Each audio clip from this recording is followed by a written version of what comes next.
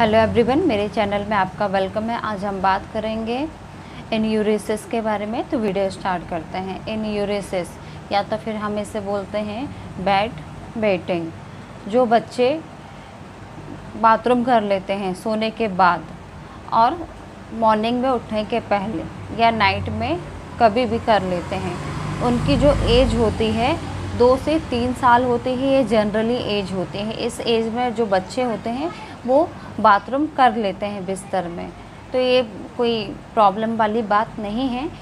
जब जो बच्चे होते हैं जिनकी एज होती है 5 साल से, आप कह सकते हैं, या 4 साल से 13 साल 15 साल के जो बच्चे होते हैं वो जो बिस्तर में अपने बेड में बाथरूम कर लेते हैं। और ये जो बाथरूम करते हैं आप देखेंगे कि सोने के पहले करते हैं, जब उनको कोई सपना देख रहे हो तब करते हैं, या तो फिर आप देखेंगे जब बच्चे सो जाते हैं, सोने के बाद आप देखेंगे 1 घंटे बाद 2 घंटे बाद, या फिर नाइट में बाथरूम कर देते हैं। तो उसे हम बेड वेटिंग बोलते हैं, या तो फिर हम बोलते हैं एन्यूरेसिस बोलते हैं। इसके कुछ रीज़न होते हैं जिसके कारण क्या होता है कि जो बच्चे होते हैं बेड में बाथरूम कर लेते हैं। तो अब हम कुछ कॉजेज़ की बात करते हैं। जो फर्स्ट कॉजेज़ होता है वो होता है मानसिक तनाव। जब बच्चे मानसिक तनाव लेते हैं, कुछ ना कुछ सोचते रहते हैं, उनको कोई भी प्रॉब्लम होती है, वो शेयर नहीं करते हैं अपनी प्रॉब्लम किसी से, और अकेले ही वो प्रॉब्लम सोचते हैं कि हम डील कर लेंगे।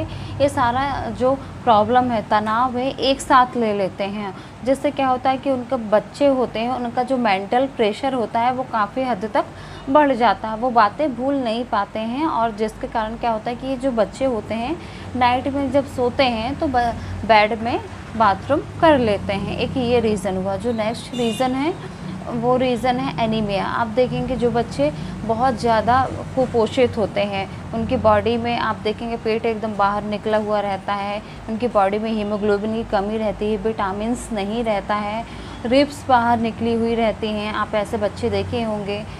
तो ये जो बच्चे होते हैं वो जो बाथरूम है बेड में कर लेते हैं मॉर्निंग के टाइम, नाइट के टाइम। और जब करते हैं तो आप समझ ही जाते हैं कि ये जो एज है उनकी, ये एज बाथरूम करने लायक नहीं है बेड में। जिससे क्या होता है कि जो बच्चे होते हैं और जो पेरेंट्स होते हैं वो भी बहुत ज़्यादा परेशान हो जाते हैं। जो नेक्स्ट कॉजेज़ है वो होता है लंबर में इन्फ्लामेशन। जो लंबर होता है तो आप देखें कई बार लंबर में इन्फ्लामेशन हो जाता है, जिसके कारण क्या होता है कि जो बच्चे हैं वो सो जाते हैं। सोने के कारण क्या होता है कि उनको गहरी नींद आती है। जब गहरी नींद आती है तो वो सोचते हैं कि जब उनको यूरिन लगती है तो वो सोचते हैं कि उठेंगे और वो जाएंगे, लेकिन क्या होता है कि वो उठने में थोड़ा सा आलसी करते हैं और बेड में ही बाथरूम कर लेते हैं। एक रीज़न ये भी है। जो नेक्स्ट रीज़न है वो है ब्लैडर।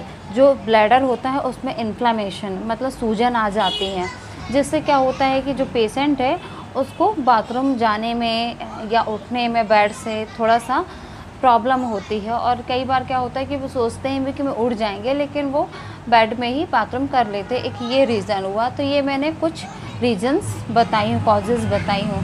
कई ऐसे भी बच्चे होते हैं जो बहुत ज़्यादा एक्साइटमेंट होते हैं, बहुत ज़्यादा एक्साइट होते हैं किसी भी चीज़ को लेके कि कल मेरा बर्थडे है, या तो फिर आप देखेंगे कि कल मुझे कहीं पे जाना है, या फिर कोई प्रोग्राम है उसकी प्रिपरेशन करना है, या कोई बड़ा फेस्टिवल है। तो उस चीज़ को लेके जो बच्चे होते हैं एक्साइट हो जाते हैं।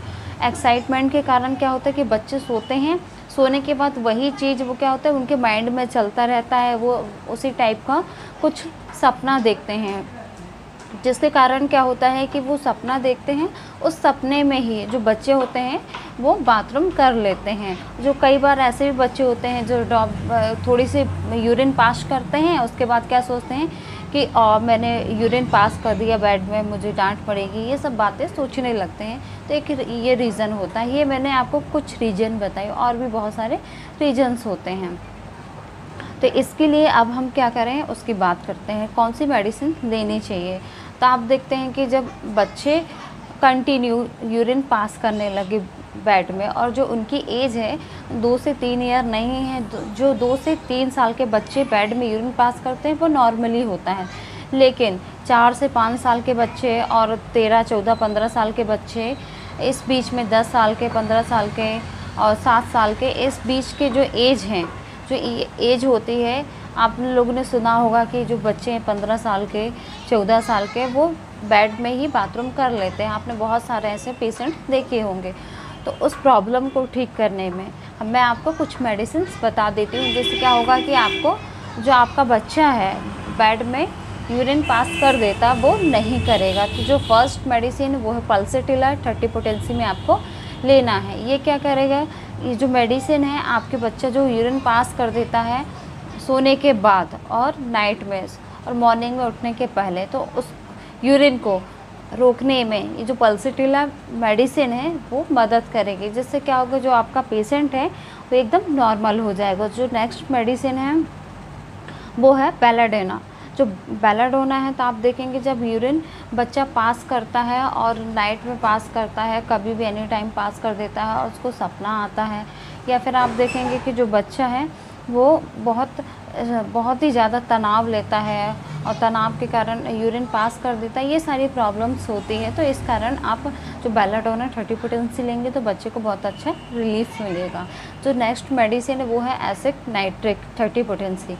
ये भी आपको दिन में 3 बार लेना है। इसमें आप क्या करेंगे कि जो बच्चा है जो बहुत बार यूरिन पास करता है, जो यूरिन पास करता है तो आप देखेंगे बच्चा उसकी यूरिन से बहुत ज़्यादा स्मेल आती है। जब बच्चा नाइट में यूरिन पास करता है सोने के बाद और मॉर्निंग में सोने के उठने के पहले, तो उस यूरिन में जिस बेड में वो यूरिन पास करता है आप देखेंगे उस बेड से बहुत ज़्यादा गंदी स्मेल आती है। या फिर मॉर्निंग में भी जो बच्चा है आपको बार बार यूरिन पास करने जाता है, उसको बार बार यूरिन आती है और साथ में ड्रॉप बाय ड्रॉप यूरिन आती है और यूरिन जो है उससे बहुत ज़्यादा स्मेल आती है।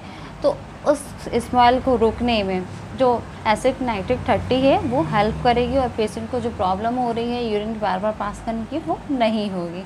तो ये मैंने आपको 3 मेडिसिन बताई। जो फर्स्ट है पल्सेटिला 30, जो सेकंड है वो बेलाडोना 30 और जो थर्ड है वो है एसिड नाइट्रिक 30।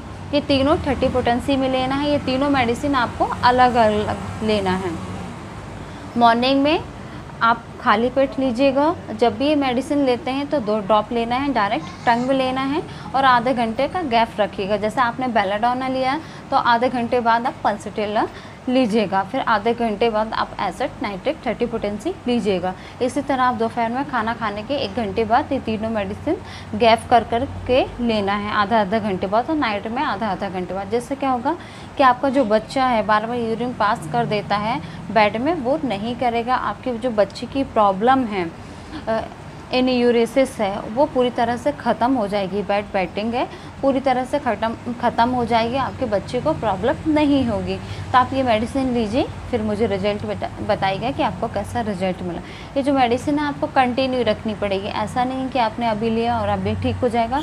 कम से कम इस मेडिसिन को आप 1 महीने तक लीजिए और उसके बाद देखिए आपको कैसा रिजल्ट मिल रहा है। जब रिजल्ट आपको, वैसे तो आपको इस मेडिसिन का बहुत अच्छा रिजल्ट मिलेगा, आप इसको कंटिन्यू लेंगे तो आपको बच्चे की ये जो प्रॉब्लम है पूरी तरह से ख़त्म हो जाएगी। अगर आपको मेरा ये वीडियो अच्छा लगा हो तो इसे लाइक ज़रूर कर दीजिएगा, साथ में मेरे चैनल को सब्सक्राइब जरूर करिएगा। वीडियो देखने के लिए थैंक यू सो मच।